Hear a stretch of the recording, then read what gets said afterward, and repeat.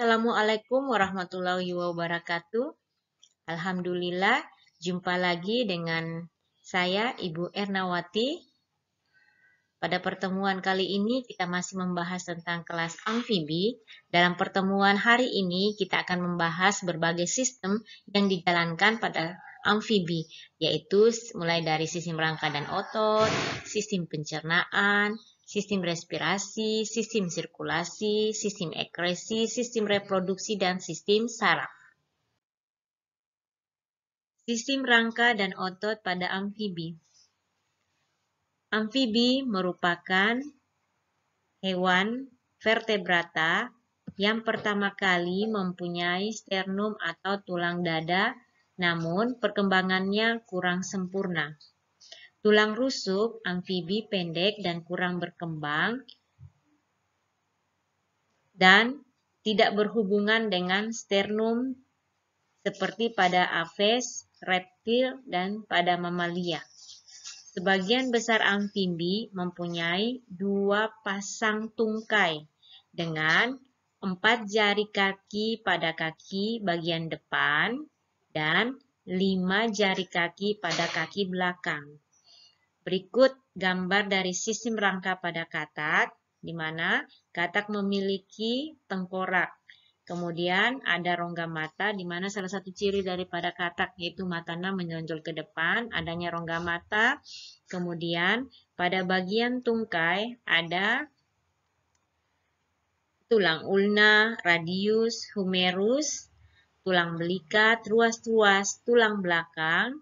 Kemudian ada pada tungkai bagian belakang, ada tulang paha atas, mata kaki. Kemudian ada tulang ekor, tulang pangkal paha, dan ada ruas-ruas jari yang biasa diselaputi oleh selaput renang. Itu adalah sistem rangka pada katak. Kemudian sistem otot. Muskulus pada amfibi tersusun atas serabut-serabut otot yang berbentuk gelendong.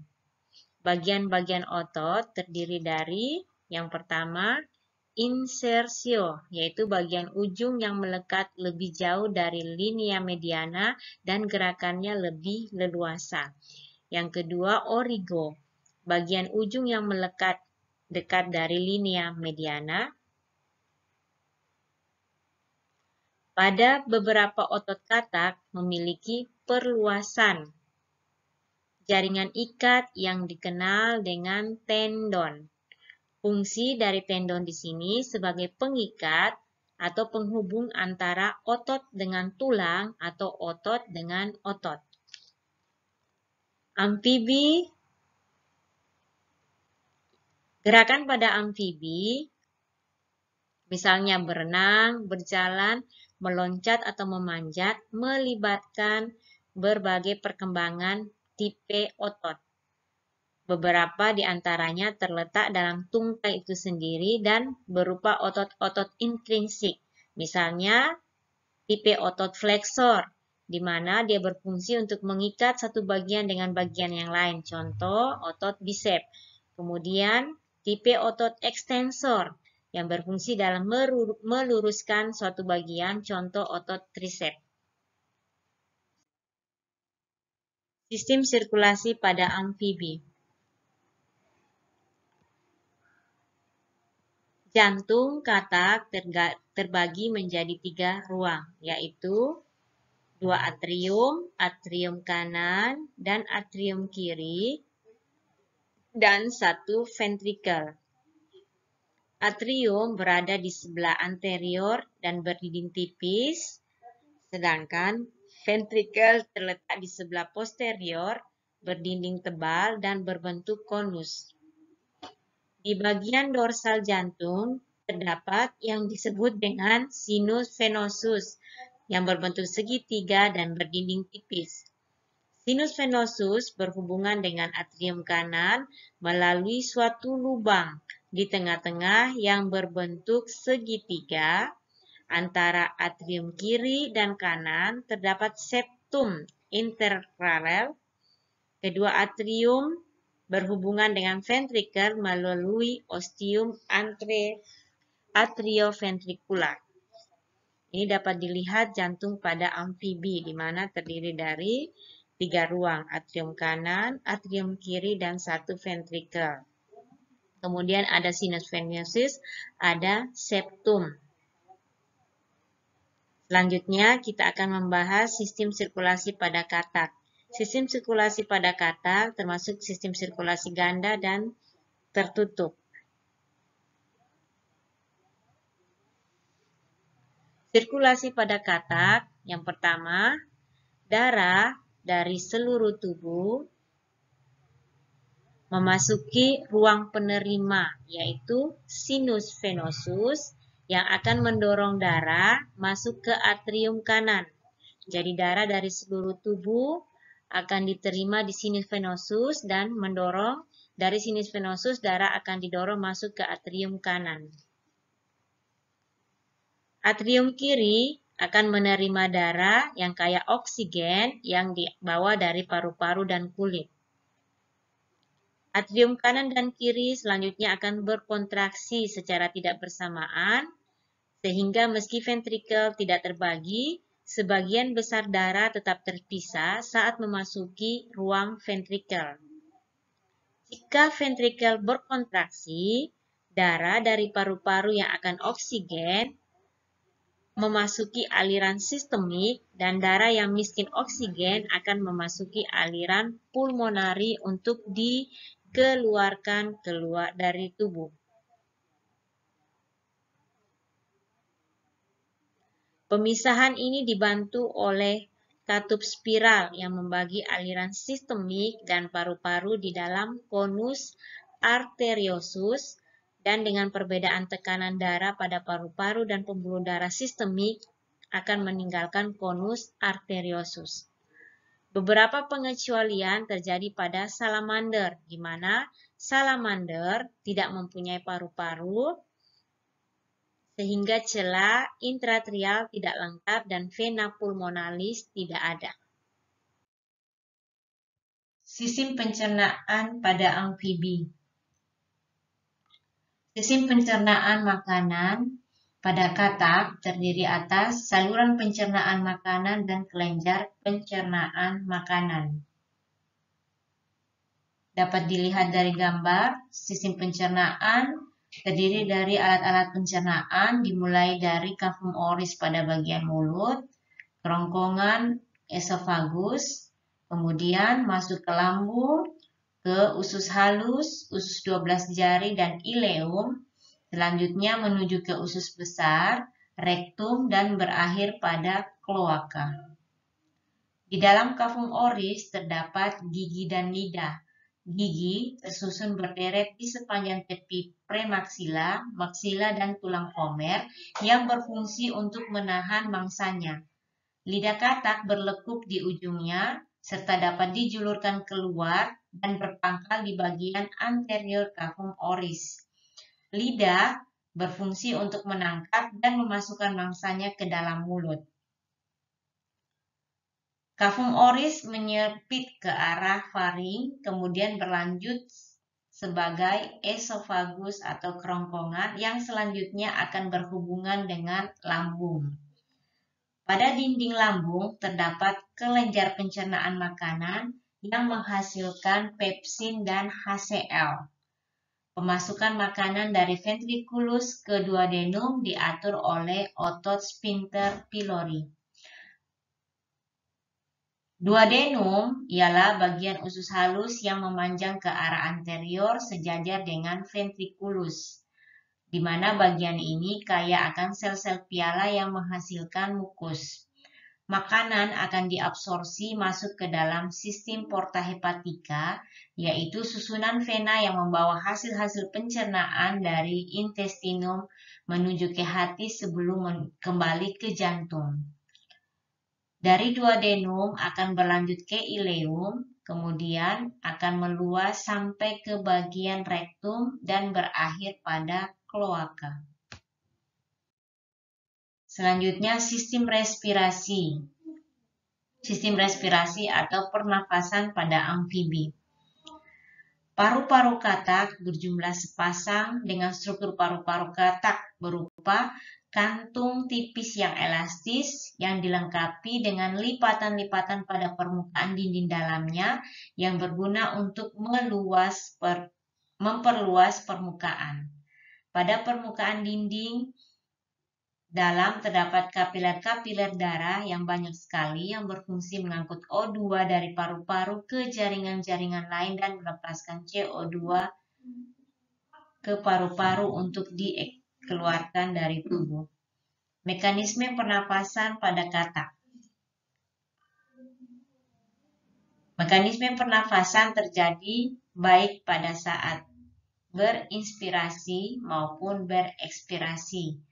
Mulut selalu dalam keadaan tertutup.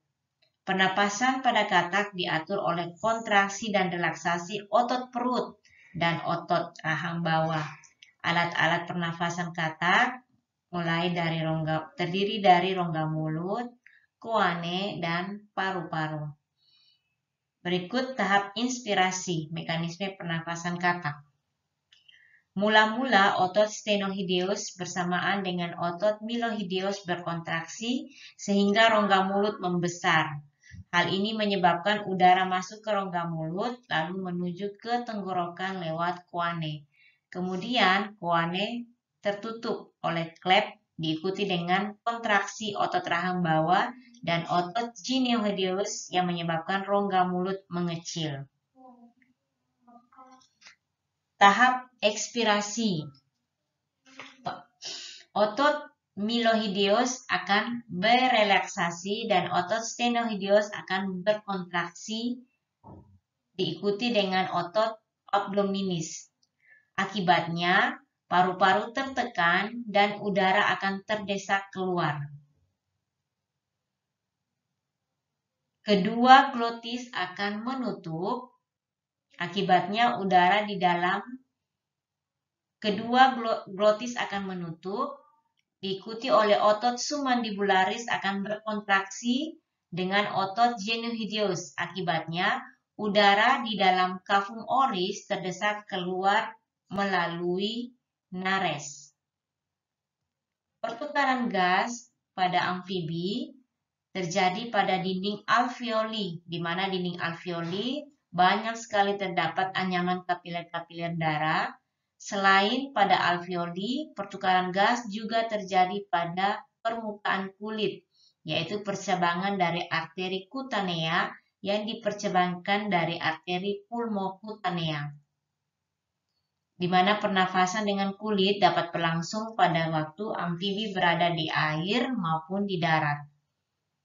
Karena kulit digunakan sebagai alat respirasi, maka kulit pada amfibi harus dalam keadaan basah atau lembab sehingga pertukaran O2 dan CO2 dapat berlangsung sempurna.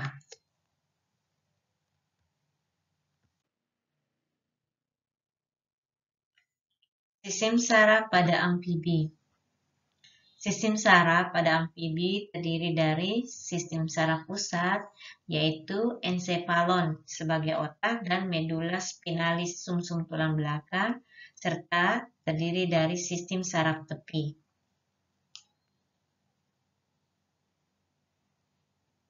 Pada amfibi, ensefalon atau otak dan medula spinalis sumsum tulang belakang yang dilindungi oleh tengkorak dan ruas-ruas tulang belakang dibungkus oleh dua lapisan, yaitu pirameter dengan durameter.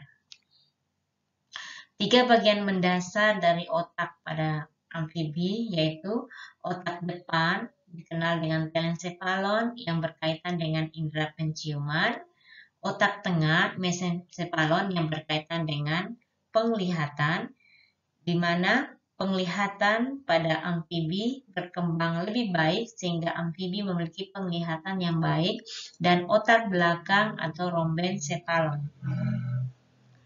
Pusat kegiatan otak berada pada bagian dorsal otak tengah, di mana sel-sel saraf bagian lapisan abu-abu terkonsentrasi di dalam tektum. Lineal body ditemukan pada semua amfibi, tetapi Anura memiliki parietal body atau ujung organ pineal. Cerebellum yang mengkoordinasikan keseimbangan dan gerakan pada amfibi tidak berkembang baik, sehingga amfibi bergerak dengan lamban. Sistem saraf tepi terdiri dari 10 saraf kranial yang berpusat dari otak atau ensefalon dan 10 pasang saraf spinal yang keluar atau berpusat dari medula spinalis atau sumsum tulang belakang.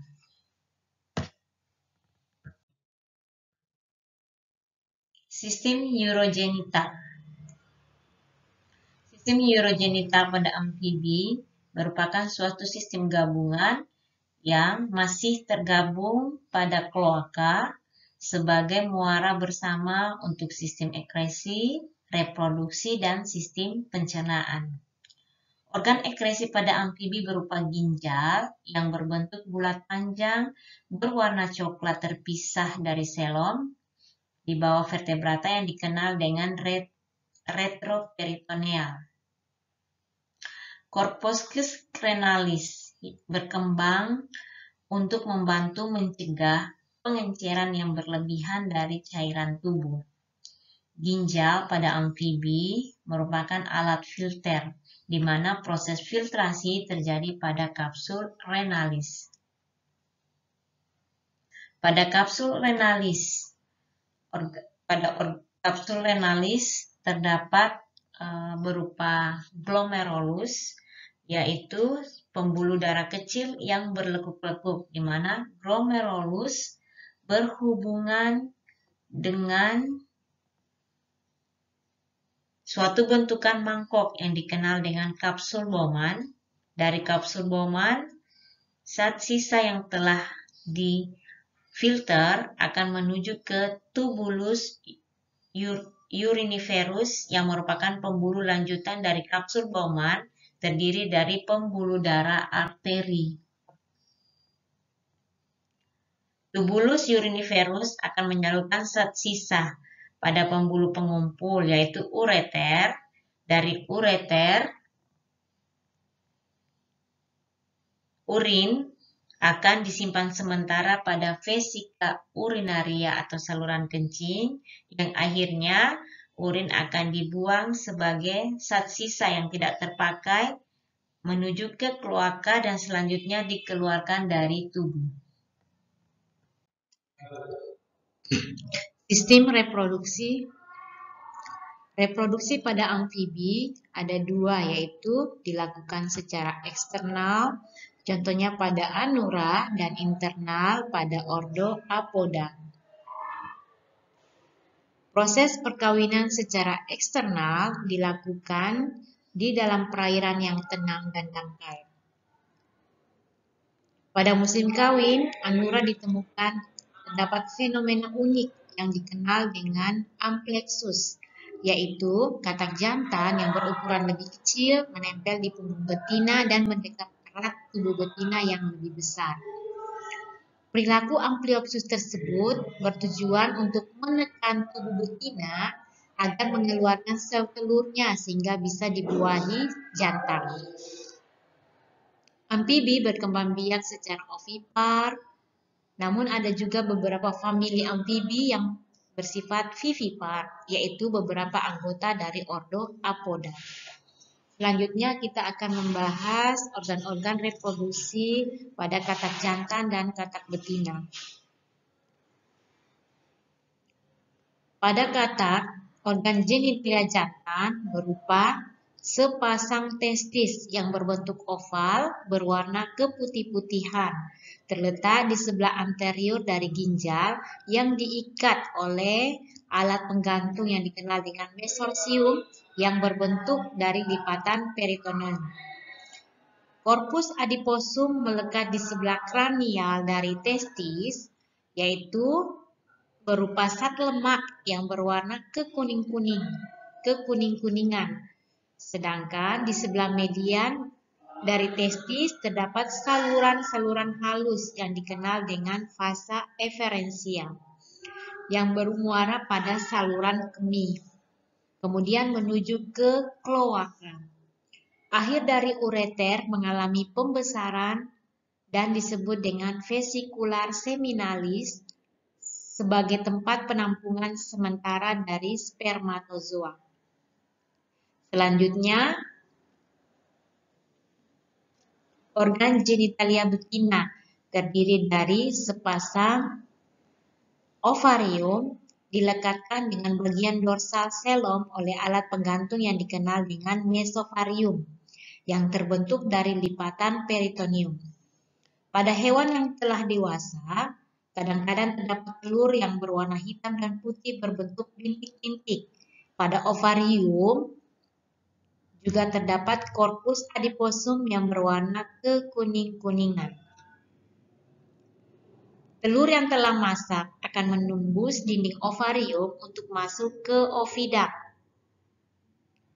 yaitu suatu saluran yang berkelok-kelok dengan ujung terbuka sehingga tidak berhubungan dengan ovarium. Pada sebelah posterior saluran ini melebar dengan dinding yang tipis, kadang-kadang ada yang menyebutkan sebagai uterus. Selanjutnya ovum akan menuju ke kloaka pada suatu papillae. Reproduksi katak. Proses reproduksi katak dimulai dengan pembuahan, di mana katak-katak jantan dan betina akan menempatkan diri dalam posisi yang dikenal dengan amplexus. Amplexus amplexus, di mana katak jantan akan menempatkan posisi pada bagian atas dari tubuh betina sehingga dapat menekan tubuh betina dan katak betina dapat mengeluarkan ovum. Posisi amphioxus dapat terjadi beberapa jam sampai beberapa hari pada waktu tertentu. Pada posisi ini memungkinkan untuk pemupukan telur oleh sperma di luar tubuh. Katak jantan dan betina yang bersenggama akan melepaskan telur dan sperma untuk dibuahi pada waktu yang sama dan kemudian meninggalkan telur untuk berkembang mandiri. Katak-katak lain merawat telur mereka dalam mode yang berbeda seperti membawa telur dalam kantung atau perut atau menguburkan telurnya di darat dan menjaga kelembapan telur tersebut melalui penambahan periodik air atau urin ke sarang. Setelah terjadi pembuahan, maka akan terbentuk zigot. Zigot akan mengalami pembelahan sel dan proses selanjutnya akan terbentuklah embrio. Embrio untuk beberapa hari sampai beberapa minggu setelah dibuahi akan berkembang membentuk kecebong. Kecebong kemudian tumbuh dan perubahan dalam lingkungan berair melalui proses yang dikenal sebagai metamorfosis. Kecebong akan tumbuh dan mengalami perubahan dalam lingkungan berair melalui proses yang dikenal dengan istilah metamorfosis, yaitu proses perubahan drastis dari satu tahap kehidupan ke tahap berikutnya dalam pengembangan organisme. Perubahan tubuh kecebong dengan urutan sebagai berikut, yaitu kaki belakang katak mulai terbentuk, diikuti oleh kaki depan.